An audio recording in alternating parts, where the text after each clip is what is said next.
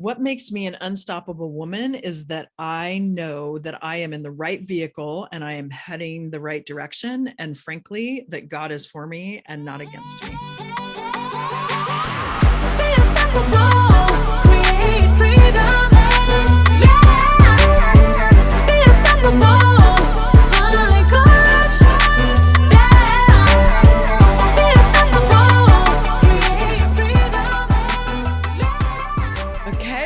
Welcome. I'm super excited to have Debbie Heiser here on the podcast, and she is going to be one of our spotlit Unstoppable Woman spotlights, if you will. She is a longtime client of mine and overall fabulous human being.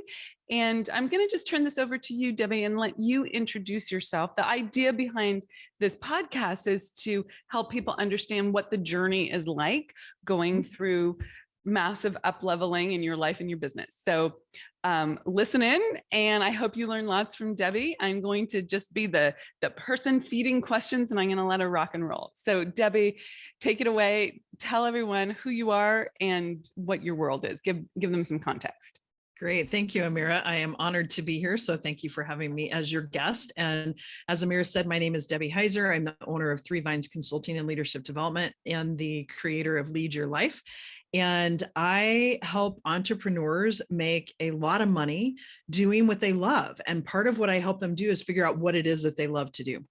And so when I think about that and where I'm at today, I think back to when I first met Amira and someone invited me on a friend ticket to a summit.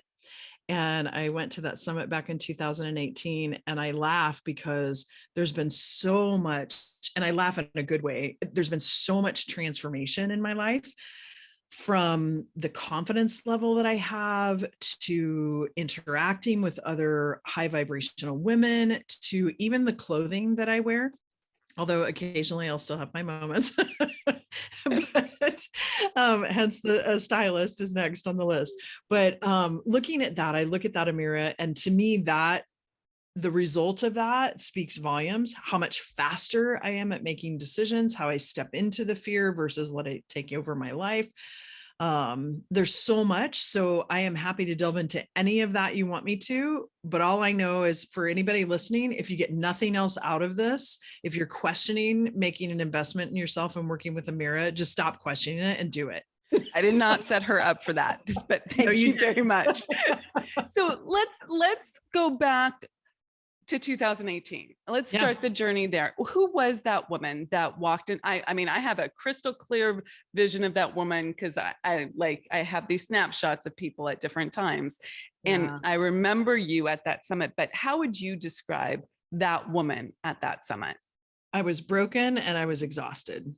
And I was in the hamster wheel and not leading a very lit up life.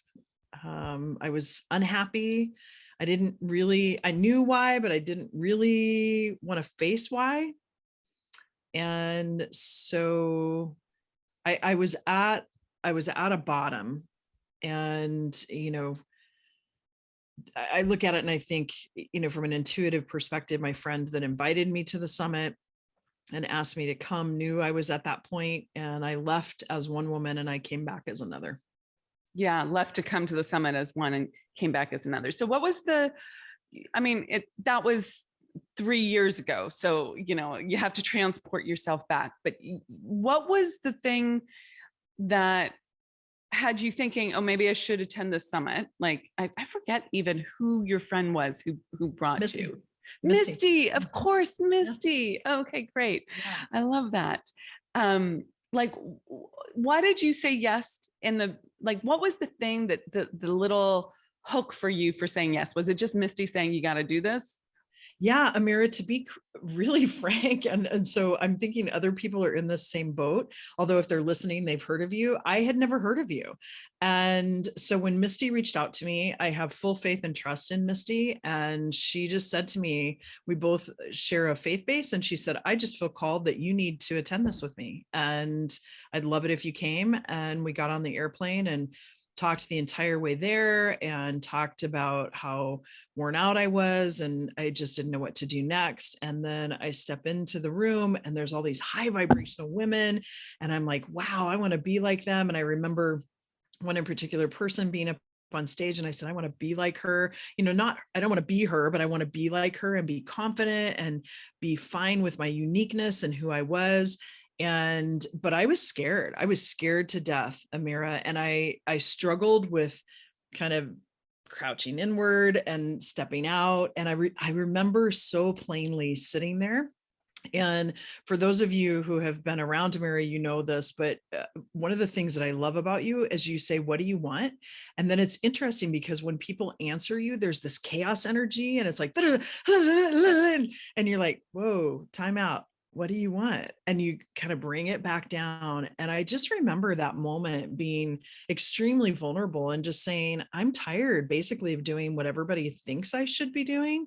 And it's time for me to step into doing what I feel called to do. And that really was the pivotal moment. I do remember, Amira, speaking with you and deciding to sign up for private coaching. I think it was a 3-month plan. And I had never invested that amount of money in myself before. And it was interesting because I remember flat out lying to my husband and telling him it was less than what it really was. I did not know that. I know that's new to you, because I was so nervous about telling him. And it was because I was nervous about it myself. And I don't feel sick very often. I literally, honest to goodness, thought I was going to vomit. Like I was that physically like, oh my gosh, I can't believe I'm doing this. But the minute I stepped into it, there was no other way to do it. Yeah. So when you think back now to that, feeling sick, right? Like, oh my God. How do you explain that to yourself? Like what called you forward into a yes, despite that, like all these physical signs, all the, like, I'm going to put words that you didn't use, but the shame of spending money on yourself. I mean, it was on yourself, but it was on your business as well. Like what called you forward anyway? Because a lot of women's, I know it's a big deal to make a big step forward like that and say, okay, I'm going to do this thing. And I think a lot of women struggle with that, and it would be helpful for them, whether they're looking to invest in coaching with me or with someone else, or making another investment or purchase in their life that represents a higher level of what they're doing currently in this world that's different than how they've been showing up to date. Like what was it that was a yes for you that got you past all of that discomfort, quite frankly, and fear, right? I mean, it's more than discomfort. It was fear. Yeah, absolutely. And really, to be honest, Amira, I was still a little bit afraid until we got into the coaching, right? Like I still was waffling in my head, like, oh my God, why did you do this? To, yes, this is the only thing you could do. Like it made so much sense. But that, when I sat there, and I remember you giving me a blue scarf, like there was a gift that you gave to people when they signed up. And I still have that navy scarf, by the way. And it was interesting because for me, the flip was 3 things. One was I knew I needed to do something different, but I knew I was so close to it that I couldn't do it myself. I needed help. And I say to people, even though I'm a business coach, I have a business coach because we get too close to our issues or what's there.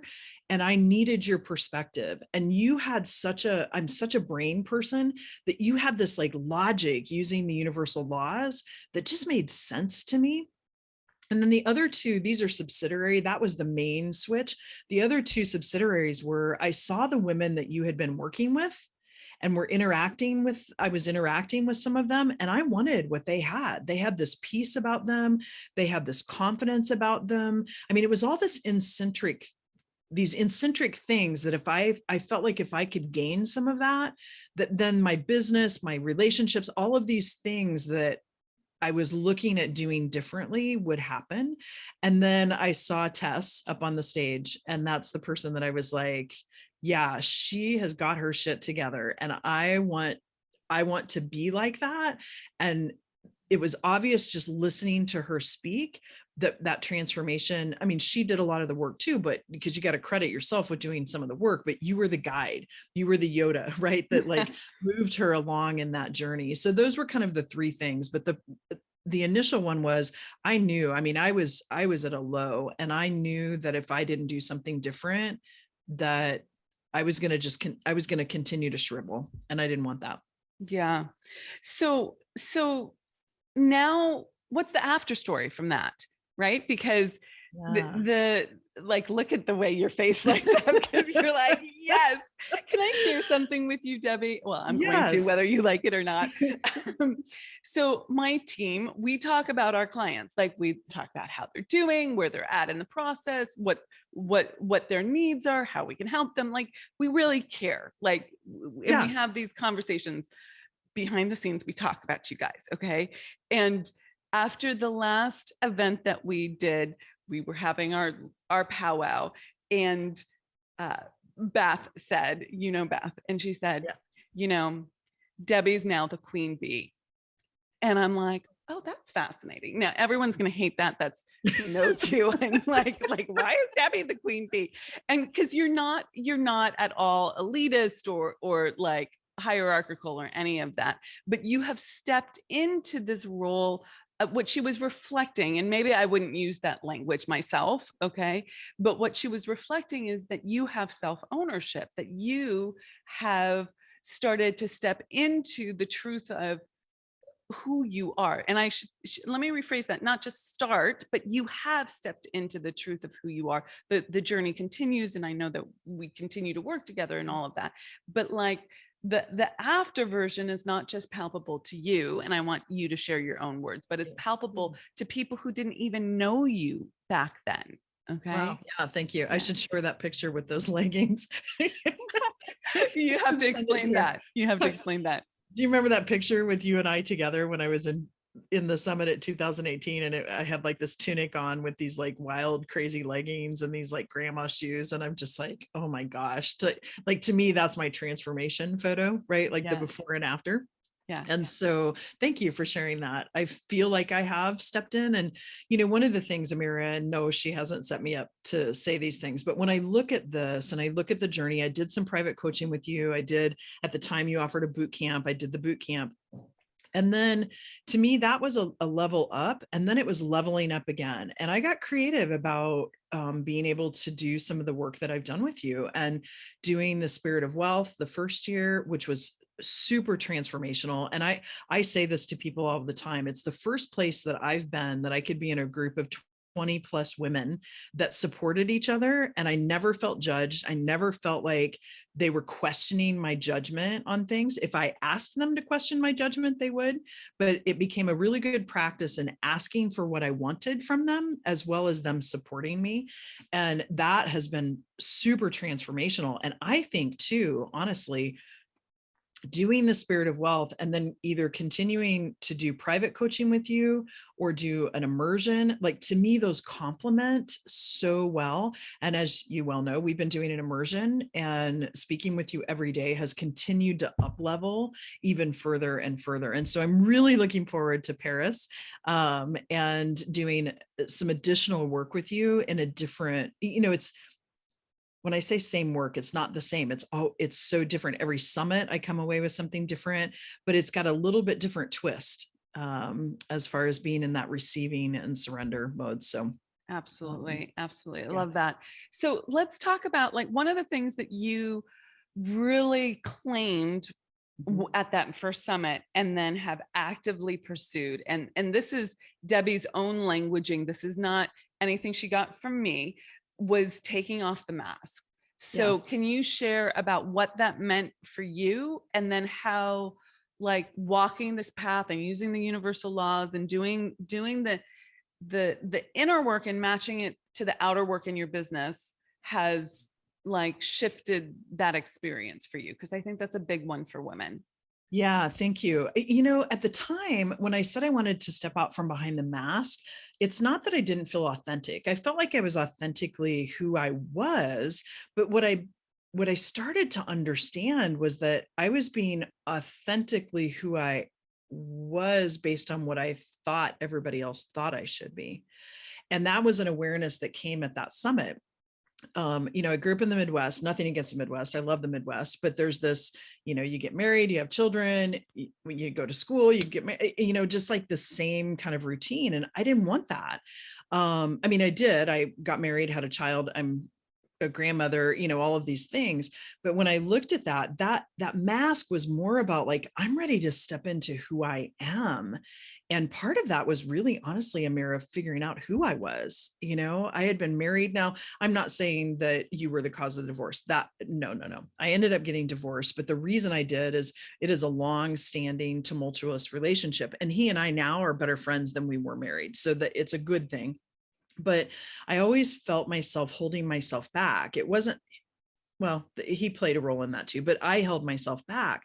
And so, leaving there, I had a conversation with him. And even though I didn't tell him the exact amount it was, I was talking to him and I said to him, I want to make this much money in my business. I want to make $1 million in my business.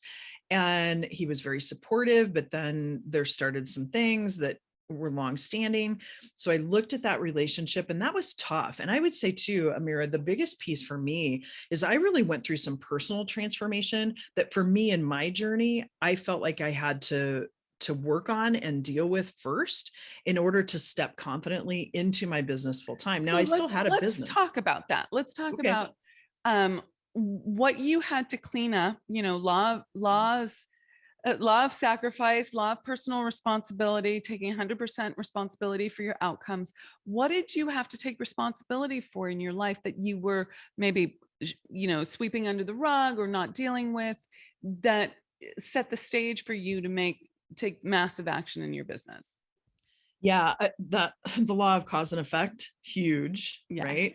And I still learn that every day with certain things in my life, right? I'm constantly your first cause. Yeah. And then I would say too, the law of sacrifice. And I looked at that relationship and it was to the point where it wasn't good for either one of us. And then I looked at the work I was doing. And, just a couple of months ago, I quit the job that I had with someone. I understood that I had a loyalty pact around that as well. And it wasn't doing either Jen or I a service really to keep in that. And so stepping into my business now full force and having, I doubled my income and like quickly have stepped into it and feel like I'm in this. You doubled your income in 1 month. She told me this earlier today. I track her numbers every single day that we talk. And yet I don't really take it in until someone tells me, I doubled my income from last month. I'm like, that's pretty freaking awesome. It was. I love that. Because I'm like in the specificity of what's happening. So, but let's go back, because I think there are a lot of women who are like, oh my God, they're talking about divorce. I don't want to hear anything about it. And then there are a lot of women who are like, how did you reconcile your faith? How did you reconcile your agreements? How did you figure out the family stuff around this? Like what made it okay for you to take this action that, and again, I'm very clear that I'm not advocating divorce. I'm advocating full expression of yourself and living your more life growth directive. And if your husband, family, everyone wants to come with you, booyah, right? Like that's awesome. But if you've done the work, right? One of the things I coach women on, if they're in similar situations as you, is like, do the work. Have you done the work? Have you showed up to really like put a new cause into effect in your marriage and to get a different outcome? Because you need to start there, which is taking 100% personal responsibility. But if you've done that and it's not creating the kinds of outcomes that you want and the changes, like, how do you reconcile this? So what was your story on that? Yeah, Amira, thank you for asking that, because I would say that was the biggest struggle that I had, because in my faith, which is a Christ follower, I felt it was a covenant, right? I had made this covenant, and that's a big deal to me. And it took someone actually reaching out to me, interestingly enough, after a Bible study that we had at our house the next day and saying to me, "Are you okay?" And I had been dealing with some of this for 2 or 3 years. And I said, I'm not really sure how to answer you. And she texted me back and said, what I observed last night was verbal abuse and it's not okay. So it was that kind of instantaneous. I busted out bawling in my office, right? It was that instantaneous, oh my gosh, she's right. And I really have to take a look at this. And I was heading that direction, but it was like I just hadn't had the push to go that much further. We went to counseling. I mean, this is a long-standing tumultuous relationship. And I kind of have said, that there have been, it wasn't the summit, it wasn't you that pushed that. And I'm not an advocate for divorce either. And so how I finally reconciled that was that for me, the God I know wouldn't want me to continue to be held back. I feel a calling to do what I'm doing today with a sense of urgency. And I feel like that's coming from spirit. That is something that is driving me. And so, at that point, my husband and I were not going even in a semi-parallel direction in development. It went completely opposite, and neither one of us were happy. And so it was somewhat of a mutual agreement. But I kind of kicked that off, and it took a lot. And I was so thankful for my Spirit of Wealth sisters that I had supporting me through that, as well as my local group of friends. I'm a firm believer, you have to have a tribe, and that tribe really helped me. But I continued to step forward, and my faith actually helped me with that confidence, right? I kept thinking, if God is for me, who can be against me? And Correct. Yeah. And it's all here, and it's all here now. And the people I'm supposed to work with are here. I just have to be open to receive that, and also be open to ask for that to occur, and make, you say the demand on the universe, but make that awareness to say, I want to follow this. I want to do this as badly as I'm being asked. So what happens for you? So at that point, you know that God is for you, not against you, right? And by the way, the teachings that I teach are concurrent. They work with Christian teachings, but I don't teach from a specifically Christian perspective, in case anyone's listening and confused by that. I just wanted to clarify but you do come from a Christ-based perspective. When you stepped forward into your purpose and really started to own what you were put on this earth to do, how do you think that has improved your relationship with God, with spirit, with your faith? Because I think a lot of people are in similar positions as you, and they want to know, like, how is it that I can step forward and want what I want and not have it be selfish or dismissive of God or dismissive of my faith, but actually in alignment with it. And are you ready for me to preach? Yes, please do. Okay. Okay, I'm going to grab something. So I'm going to come out of the picture for 2 seconds. It's interesting to me too, because I always feel like spirit works in mysterious ways. And a couple of things that I want to talk about. One is part of what I reconciled with this, Amira, is that from a biblical standpoint, we hear love your neighbor. Mm-hmm. But in my opinion, the Christian faith, and you don't teach from necessarily one perspective. So again, I want to reiterate that. But my opinion is that we forget the second half of that scripture. It says, love your neighbor as you love yourself. Mm-hmm. Yeah. Right. And if I have spirit in me, how can I not love myself? It's not an egotistical love. That's not what I'm talking about. Mm-hmm. But this love then almost like is it requires you to serve, right? It's like you want to serve other people. So then what I'm doing and stepping in and owning this is because it's of service to other people. I know what I do works because it's changed my life. Mm-hmm. And so putting multiple things together, whether it be some of the things that I teach through Gonzaga at the leadership school, and some of the things I've learned through another program, plus all of that I've learned from you, and it comes together. And the universal laws and what you talk about, it is biblical for those that are listening, that kind of struggle with this. I even had some conversation with a couple of gals in the Spirit of Wealth at the last get together about kind of reconciling this to faith.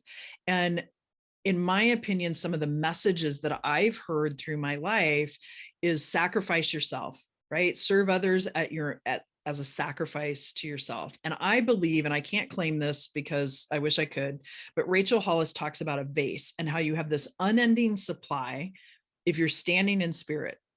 But what happens, and a lot of women do this, we pour ourselves out. So when you do that, you cut off receiving that unending flow from spirit. And then you become resentful, you're burned out, you're tired.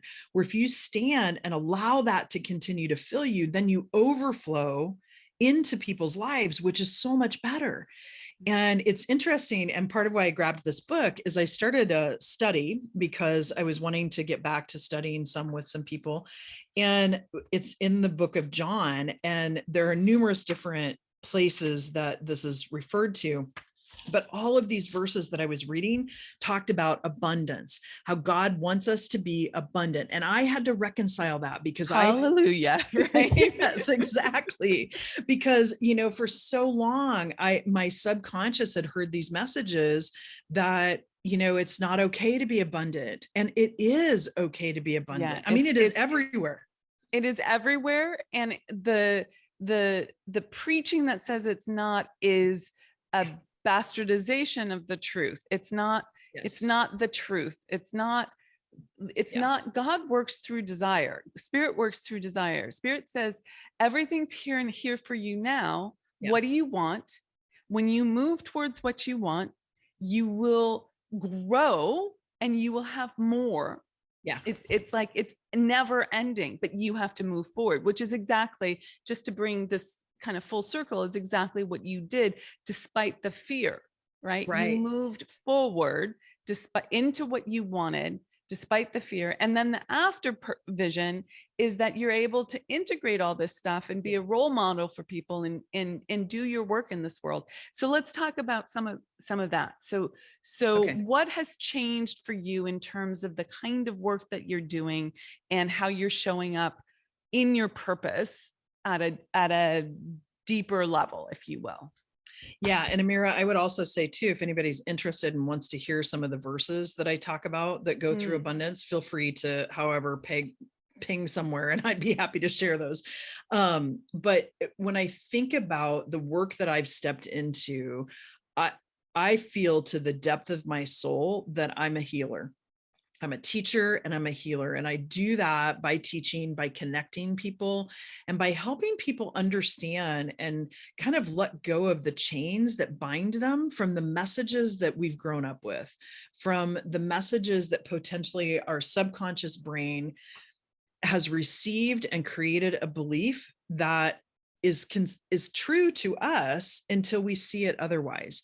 And I don't think it's any coincidence that I've been talking about mapping scripture to the laws, and I start this Bible study, and the first study is about the law of abundance, right? Like, it's right there's there. No randomness. No, we don't live in a random universe. There's no such thing as luck. It's all ordered. It's Absolutely. An ordered universe. So, okay. So then, like, what have you done differently in your business? Can you talk about the business side of things for people?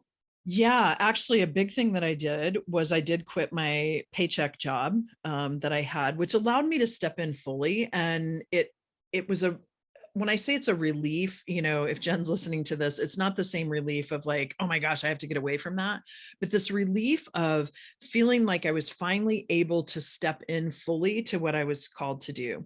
And there's been some learning pains. And I'm so thankful that we've been doing an immersion throughout this too, because part of it is understanding the structure. As an entrepreneur, timing is different sometimes than when you're working more of an 8-to-5 job.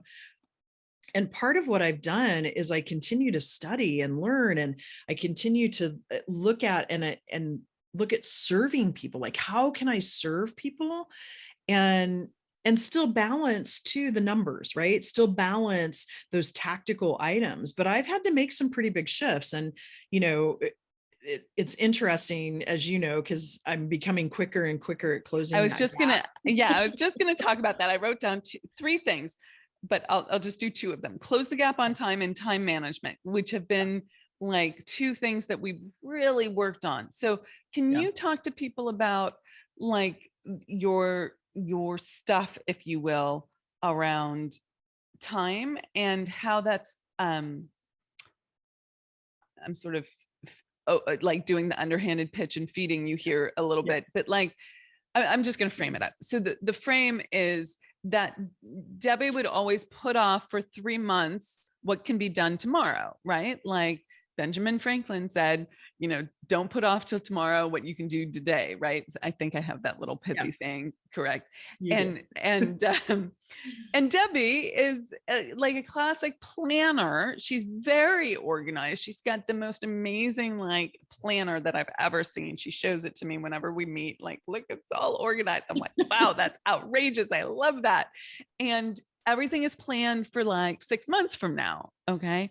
So one of the things that we've really worked on has been closing the gap on time and not putting off the stuff that can be done sooner, and moving through that fear of overwhelm and like losing your life, except it is your life, so you're not really losing it. But so can you speak a little bit about where you were at and where you are now in terms of closing the gap on time, quick decisions, and really that sense of balance and overwhelm and harmony and all of that? Yeah, it's so funny because when I think about overwhelm, I haven't felt that feeling in so long, you know, and that's awesome, by the way. Can I just say that's awesome? It is, because that was a daily occurrence for me. And part of that, I think, was just realizing, you know what, just do the thing. If you just take the action, because the more I put it off, the more energy that I put into, oh my gosh, I've got this thing to do, right? And part of what I've done with my planner even is I don't have the task list, but I have like time allotted for certain things, like reach outs, certain things for writing, certain things for following up. I have study time. And so I leave that part of it open because, and I know what I'm doing during that time. And it helps me then to be able to really focus on that. So that's been some of the time management piece of it. So let me just speak to that. Hold that thought for just a second. Okay. So what Debbie is doing there, she's integrating the masculine and the feminine. The masculine creates structure. The masculine has the boundaries, the rules, the framework, if you will. So she's creating that.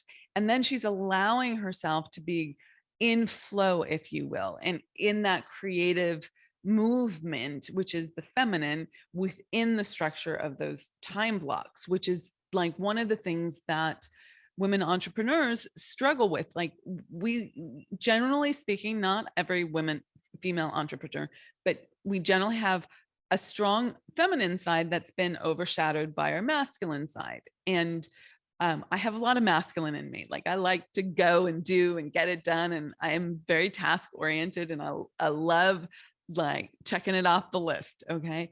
But if it's too constrained, if my schedule is too constrained, I start feeling resentful, and I'm like pushing my elbows against the sides a little bit. I need a certain amount of flow in that space. And when you can articulate that for yourself. And it's, for me, it's an ever moving target, right? It's a constant adjustment, and paying attention to how I feel without saying, if I feel bad, I'm just going to stop.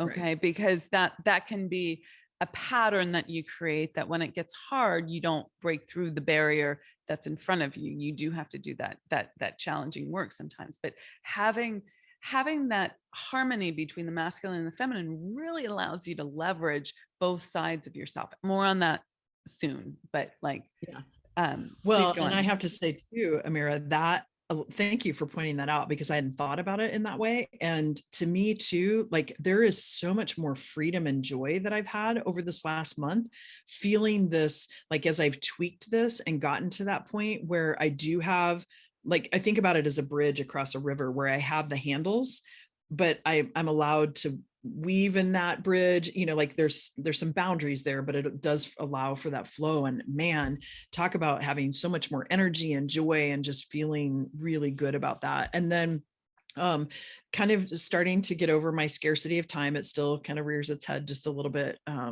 at occasion. And then shortening that gap on time. Part of it is like, I just realized, okay, if something's dropping in, yes, my MO is to say 3 months out. I just had an experience this morning with my creative guru that I called, and she's like, why are you putting this off till after the first of the year? Do it in November. And I'm like, Okay. And she's like, nothing like just having a scrunch-in time, do it.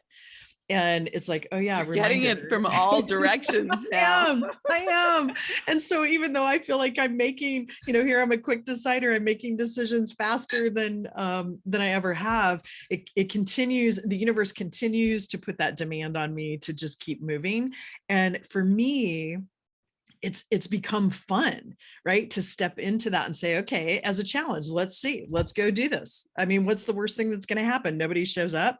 I don't think that's going to happen, right? Yeah, you don't even have that as an expectation. You have the expectation that it's going to work. The other thing that's like I'm reflecting back to you on this is it's fun, and it's fun because you've built your confidence in yourself by doing this enough times, by holding yourself to this higher standard of closing the gap on time, doing it quick, right? Like not waiting longer to take the action than is really necessary. And when you do that numerous times, you build your capability and your confidence in yourself, and you've started to make commitments to yourself that you keep, and that too builds this level of confidence. And this is how you become unstoppable, which in this context I'm saying is like, you pick your goal and you go for it, and you're like, I'm going for it, right? You don't have this noise underneath the surface that's saying, distracting you, sabotaging you, throwing you in a bunch of different directions. Is it ever evolving? Absolutely, right? But like, having done this enough times for yourself, what I'm seeing in you is that you have so much more confidence that when your friend says, okay, why don't you do this sooner? You're like, yeah, of course I can. Like, there's not a hesitation there. There's not an argument saying, no, I can't because alibi, excuse.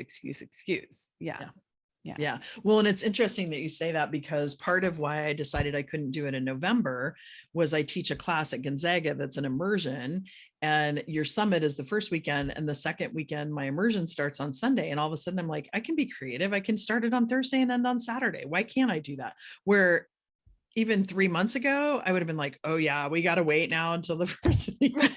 Right. 3 months later, 2 months later. Right. Yeah.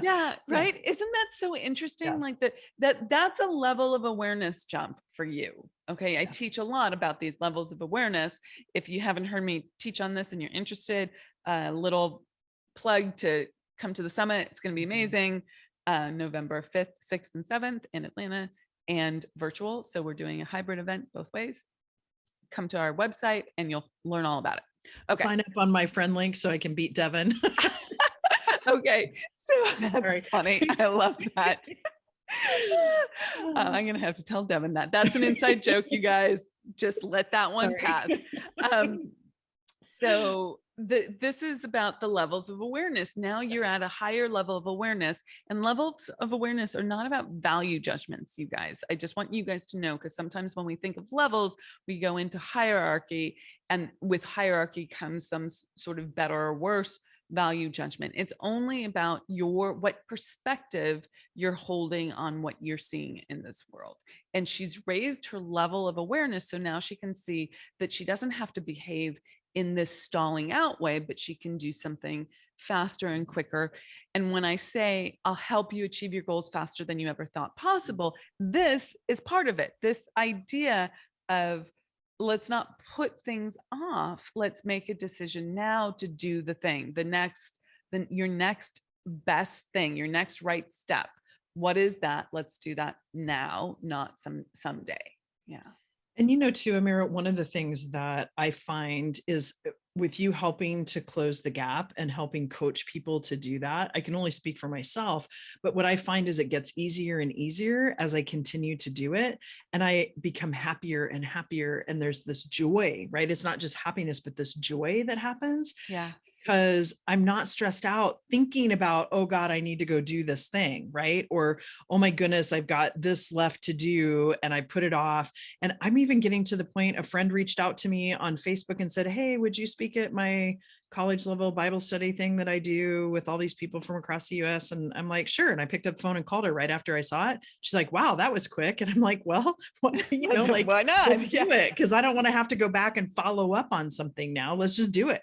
100%. So let's break that down for people. So what happens is when you go into uncertainty or you go into indecision, meaning a stalling technique, you're using up all your REM, all your energy, all your brain space in the back going, okay, that's an open loop. I haven't closed that. I haven't decided what should I do? Should I do this? Should I not do this? Instead of making a decision, yay or nay, yes or no, I'm going forward, I'm not, whatever it is, you make a decision, and then that energy is freed up for the rest of your freaking life, whether you're putting it into your business or your personal life. You then you're a happier human being. You don't feel good when you're in indecision. It's a confused place. You stay mired in the muck. And what happens is that people don't make decisions because they have the fear of making a mistake and the fear of being judged or rejected or what shamed if they make a mistake. But if you go forward and well, maybe this is going to be a mistake, maybe it's not, I don't know, we won't know until we go forward. But when you do that enough, you build your resilience, you build your ability to handle whatever comes. And then you're like, oh yeah, well, if the thing that she invited me to is not good, I've learned a lesson, and that's great. It's no longer about making yourself wrong, right? That whole indecision, it implies that you could be wrong. Like you could make a wrong decision and be wrong. Like that's the follow through thread to that. And instead, when you're like, I'm making a decision, I don't know what the outcome is because I can't go to the future right now. Okay. But I trust that I'm going to be able to handle whatever comes. That takes you out of the possibility of being wrong. And that is energetically freeing. Yeah. And Amira, one of the things as you said that I was thinking about is I remember part of what I would do is because I didn't trust my own decision-making skills, right? And I had to unwind where that came from, right? Even as a parent, I did it to my son where you question their decisions, right? And then that gives them question and so on and so forth. But I questioned my decisions and I would go around asking everybody else, what do you think about this? What do you think about this? And then I would weigh the pros and cons of what everybody else thought about, hence the mask. Yeah. Right. And so it was the subtlety to even realize that even after 3 years, I still can fall into that. But what I'm finding now is I'm not, I might reach out to a few trusted friends to say, here's kind of what I'm thinking, poke some holes in it. Where are you at? But not very often. I mean, I feel really confident now in the fact that I know what a decision dropping in feels like. And when that drops in, I don't question it anymore. I don't go ask everybody else what they think. Because you know what? They're coming from a different perspective.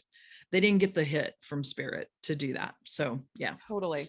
So let's finish this out by talking about the kind of relationships that you built through joining the Unstoppable Women community, both at the summits and the Spirit of Wealth and all the things that you've done. Can you describe to people how that has affected you, how that's changed your life? Yeah, it's changed my life in the respect that I have women now that I feel like I can call on whenever I need and they get me, right? And it's at it's a high vibration that allows me to be me. I have my 5 people in my envelope locally too, but there are people in that, I call it the 5 people in your envelope that you let in, right, to that deep core of who you are. And 2 of those people are people that are my Spirit of Wealth sisters, right? And so it is lifelong friendships. I still keep in touch with a lot of the folks from even the 2020 Spirit of Wealth. And now with the 2021 and it's expanded and I love that because it's just all these different perspectives. And I mean, that's changed my life too, to know that there are other women out there that are doing similar things. And I don't mean necessarily the same industry, but building their businesses, building their lives, the lives that they want, and they get it. And that support is there. And so that's been instrumental. It's been life-changing to know, hence why I've never missed going to a Spirit of Wealth event, right? Because it's just so critical. Yeah. Yeah, I love that. I love that. So thank you for sharing that, because I think that's a big part of, I mean, the Spirit of Wealth helps people understand the universal laws, and it helps people, build their business. We're doing a ton of marketing stuff and tactical stuff and business development stuff in there. We're working on your self-image so that you're changing the subconscious programming. There's all these components to it that I create, but I also facilitate through the law of vibration and the law of attraction, like who comes to that program, who's attracted to that program. And I think it's just really important when you're running a business that you are surrounded by, you call them high vibrational women, I call them like people who are in growth, who get it, right? And that because our personal lives, sometimes we don't have that kind of support there. So it's really important to create it for yourself. So anyways, thank you for that. Really quickly, Amira, just to add on to that, one of the beautiful things that I love about it is I know that any one of the women in the program, especially those that I've gotten really close to, I know that they're going to be honest with me. Yes. Right. Whether honest without cutting you down. Not. Right. Absolutely. Yeah. Absolutely. But they're going to give me the feedback that I need, not necessarily always that I want, but it ends up being what I want. Yeah. Because I can't describe it other than just the fact that I used to tell people I'd much rather go shopping with a friend that tells me the jeans look like shit. I don't want to walk out with jeans that look terrible. Right. And I feel like I'm surrounded now by women that will just be honest and authentic, kind and generous about it, but with the intention of helping to support me, versus, to your point, the cutting down, but they'll be very honest with me. And you don't always get that in today's world. So I appreciate you setting up that atmosphere for people to do that. Yeah. Thank you. So is there anything else that you would like to share about your journey or leave people with? We have a very diverse audience that listens. Generally speaking, it's women who are either just starting their business or been in business for a long time at different levels of their business. And they might be new to the personal growth, universal law side of integrating that into their business, or they might be doing it for a long time. But like, so that's a wide swath of people, but what would you say to that woman or a woman like that who is, on this journey? What advice would you give her? A couple of things. One is if you're feeling the niggle to work with Amira, do it first, do it automatically. Just do it. The Nike commercial, because you will make any investment back in no time. If you put in the work, right? Like you have to be committed to it. Yeah. Secondly, commit to yourself and trust yourself, and surround yourself with other people in your life that build you up versus pulling you back. Yeah. Oh, I love it. I love it. Okay. And then I have one more question for you, but before we get there, where can people find you if they want to learn more about what you do, or ask you those questions that you so generously offered to answer for people? Where can they find you? Yeah, you can find me on Facebook. I'm also on LinkedIn as well as Instagram. And then you can also reach out to me and contact me through my website, which is www.3, and that's all spelled out, THREE, V as in Victor, consulting.com. And I would love to, if anybody has any questions, particularly from a biblical standpoint, I'd love to have that conversation. So yeah. Great. I love it. Okay. My last question for you is, what makes you an unstoppable woman? What makes me an unstoppable woman is that I know that I am in the right vehicle and I am heading the right direction. And frankly, that God is for me and not against me. I freaking love it. Yay. So thank you so much, Debbie. This has been super fun. I'm glad you shared your wisdom with all the people listening, and I can't thank you enough. Thanks for being here. Thank you. I appreciate it. Hey, thanks so much for joining us and being part of the Unstoppable Woman movement. We have got a ton of free resources for scaling your business at theunstoppablewoman.com/free stuff. And you can find that link in the description below. So go ahead and check those out. And we'd also love your help in getting our message out to more and more women. If you'd be willing to share this video with all the unstoppable women in your life, that would be fantastic. And while you're at it, hit the subscribe button so you never miss an episode. Reviews, likes, and comments are greatly appreciated. We go in and read them all. So thank you for those. And thanks for listening, and be unstoppable.